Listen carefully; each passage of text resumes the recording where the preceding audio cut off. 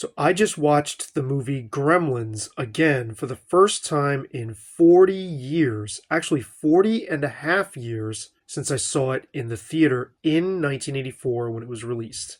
And I want to tell you all about it.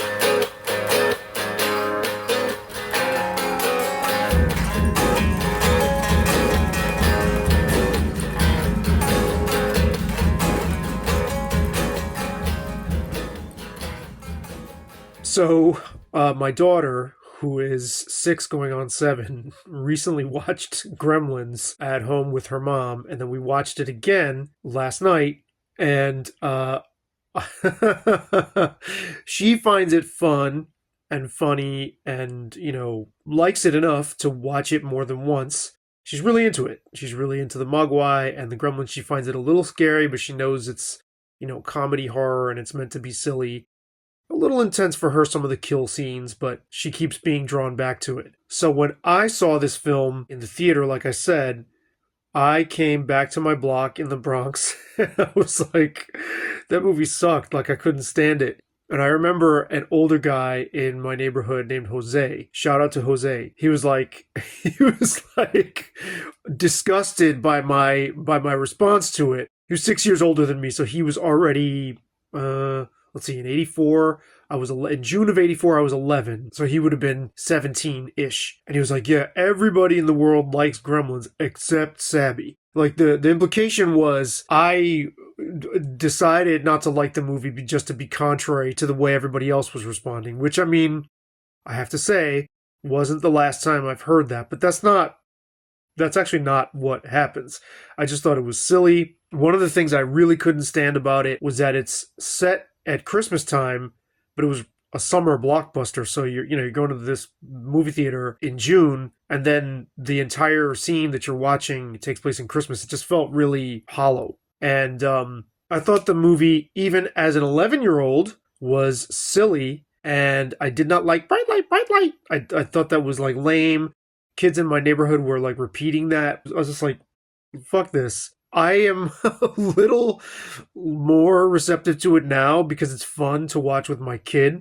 But I can also see, I can see that I was being a little uptight about it. Like, why not have fun with the movie? Like, I totally had fun with it last night. But I can also see why it didn't quite do it for me either. So Gremlins was executive produced by Steven Spielberg. So on the poster and at the top of the credits, right there, it says Steven Spielberg Presents. And it was directed by Joe Dante, who directed films like The Howling and Inner Space and others. Dante and Spielberg first worked together on 1983's Twilight Zone, the movie. Spielberg produced that film, and they both directed individual segments in that film. Gremlins stars Zach Galligan and Phoebe Cates, who I imagine were in their early 20s playing teenagers. Actually, they did not play teenagers in this film. They were young adults. They had real jobs. Their characters both worked in a bank. So Gremlins, I don't know if it needs to be explained to anyone,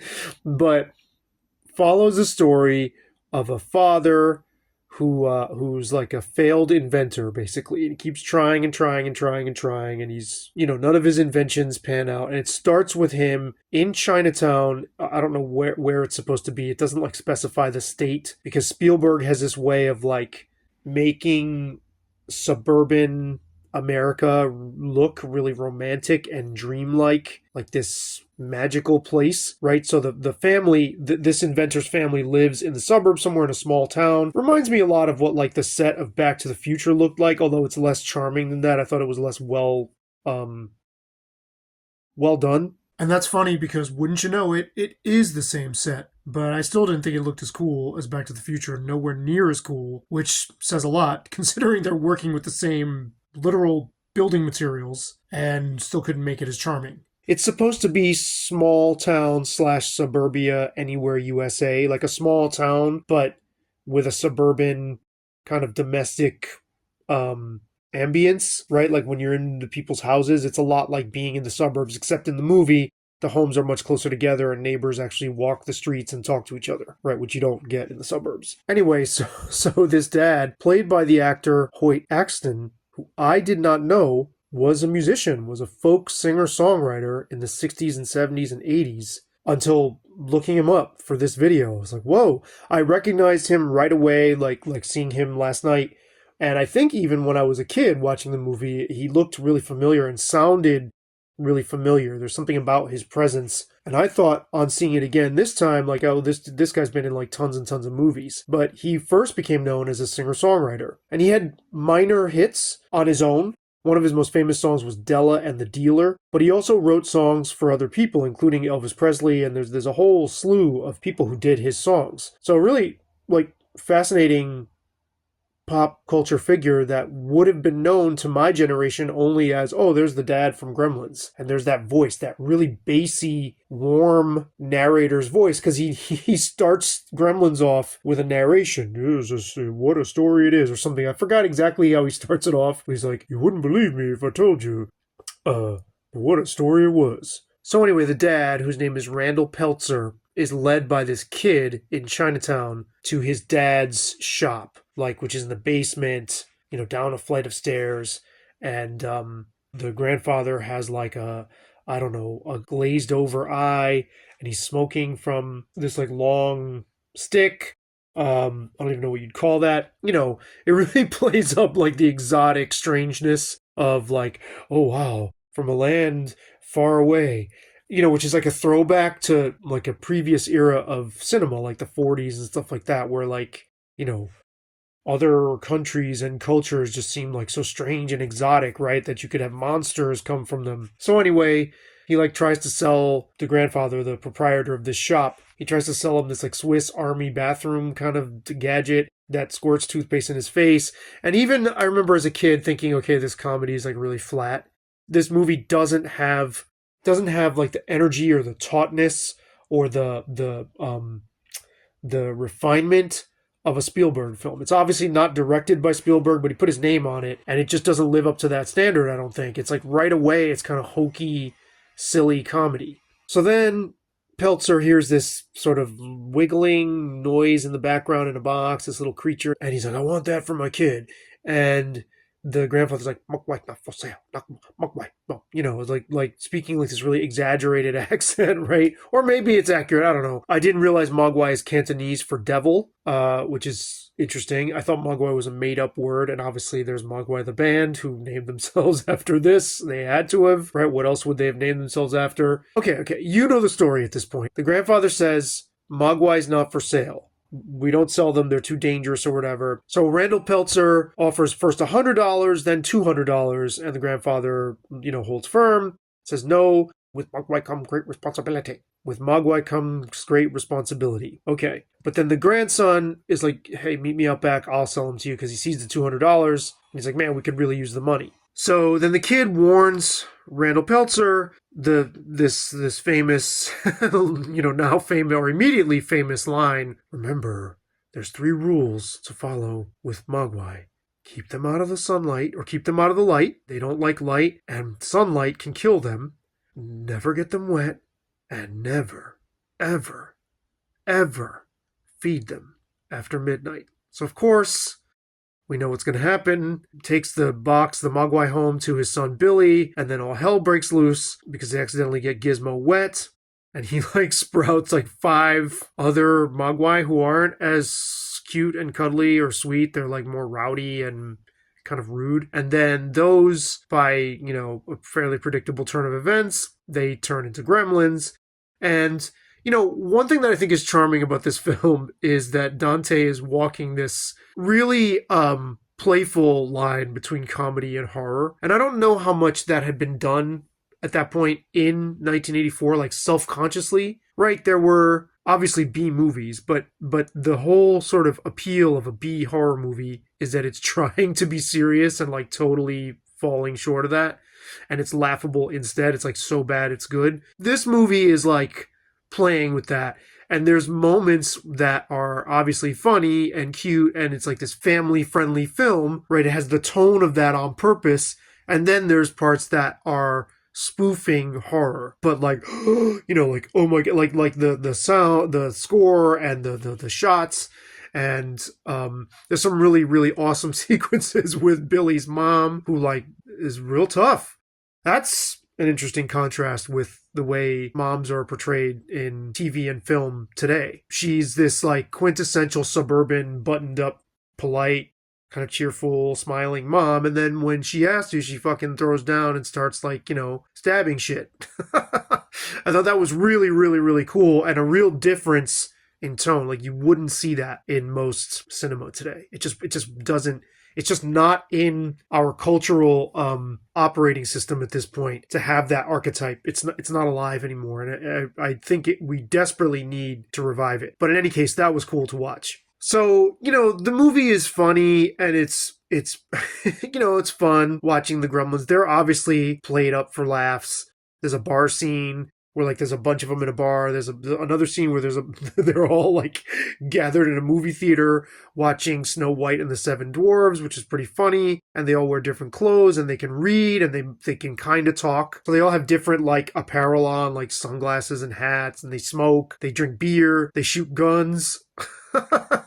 They're really, really crafty, right? They know how to operate machinery, which is like the whole legend and myth, right? So there's another character who's Billy's next door neighbor. He's an older man and he's a World War II veteran. But then he talks about being in World War II and how the planes were often sabotaged by these creatures that the enemy would unleash on the Allies to mess with the circuitry of the planes and kill them basically by messing around with the equipment, and nobody would know why. And it's like gremlins, there's gremlins on in the plane kind of a thing. So they hear this man tell this story, Galligan and Phoebe Cates' characters, and they're like, yo, that sounds fucking weird. And he's drunk when he tells the story. But it turns out, it's like, whoa, he was right. So the Gremlins raise hell. They do appear to kill people, but it's a little bit sort of fuzzy. Like the movie doesn't dwell on that for too long. It's like, okay, how are they going to stop these gremlins? There's so many of them. What are they going to do?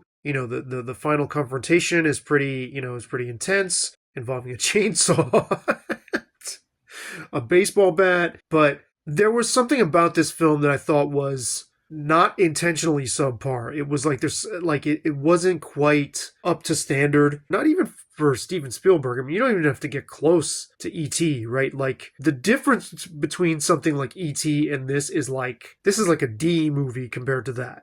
Right, E.T. is one of my favorite films ever.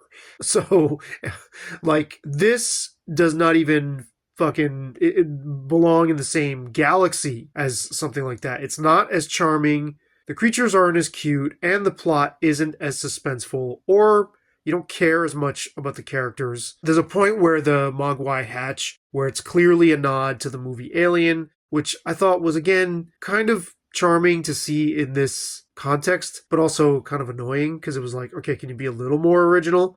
The scene where the first time someone gets attacked or killed by one of these, it's supposed to be in a school setting, like a junior high school, the science teacher, and the kids are in school on the day of Christmas Eve, which I don't know about you, but I don't remember that ever happening. I remember maybe going to the day before Christmas Eve, like the 23rd, but not the 24th.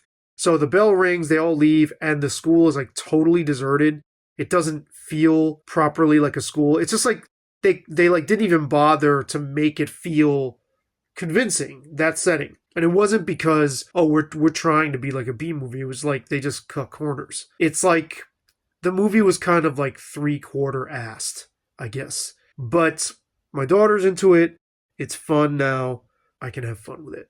That's pretty much all there is to say about the movie Gremlins. I think I've said more than, like, it's not the type of thing you need to sit and like talk and certainly not think about. It's just watch it, get some popcorn, have fun, roll your eyes, go, ooh, that was funny, or whoa, that was more intense than I was expecting. But overall, it doesn't sustain either the laughs or the suspense or the shock or the story, really, or anything. The acting, I'd say, is probably maybe the best, most convincing thing about it. Oh, and F you, because I'm watching it with my 6-year-old daughter and she didn't catch on to this, but the Phoebe Cates character talks about how her dad died on Christmas coming down the chimney, and she says, and that's how I found out that there's no Santa Claus. And I was like, oh fuck. And I was expecting my daughter to ask about that. She didn't. Thank goodness. I had an answer ready. Like, I was like, as soon as we watched that, I was like, oh, I have an answer ready. I was gonna say, oh well, Santa didn't go to their house because he realized how grief-stricken they were and that it wouldn't be appropriate.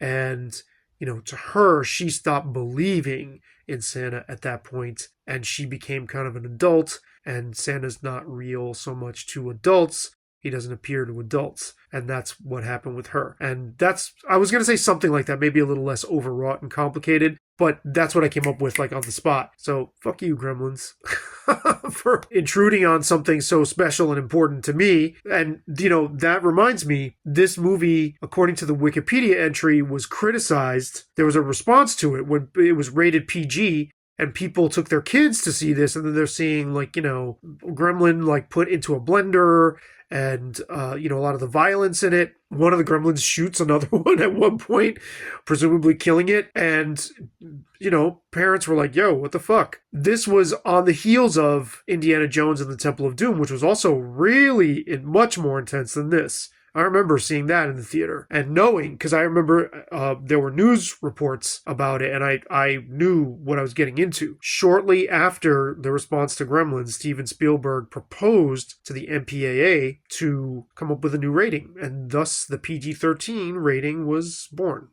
So there you go, a little bit of trivia. Other than that, I can't imagine there are people who love this film other than for camp value. I don't know how you could possibly, even as a little kid or somebody with brain damage, watch this movie and go, man, that was incredible, and not just look at it as kind of fun, goofy, a good time. I know my daughter's mom loves Gremlins, but I should have talked to her about it actually to get her take.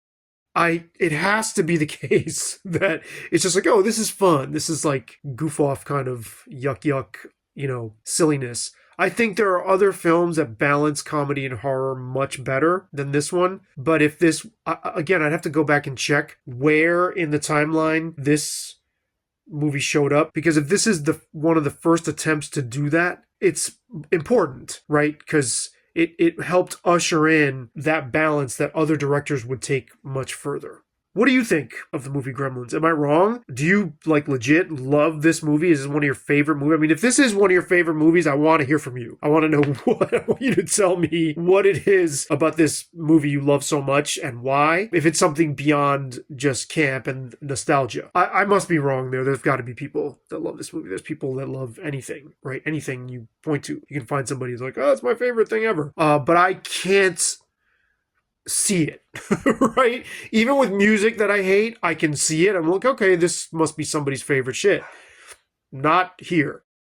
But I want to hear from you. What did you think of this film? What does it feel like going back to you? When did you watch it? Were you around? Were you of movie-going age when it was first released? When was your first exposure? How often do you get to it now? How do you feel about it taking place at Christmas time when the fucking thing was released in June, which I cannot stand? I overlooked it in Die Hard because Die Hard was so exciting. Die Hard is a summer blockbuster. This is not really a summer blockbuster. Gremlins should have been released right leading up to the holidays, and I think it would have made a lot more sense. And I would have even had more of a soft spot for the experience. But seeing it in the middle of summer was so dissonant to what I was watching. I was like, nah. And the movie just didn't do it much for me. So anyway, what do you think? For Feedback Def, I'm Sabby RK, the apostate music journalist. Over and out.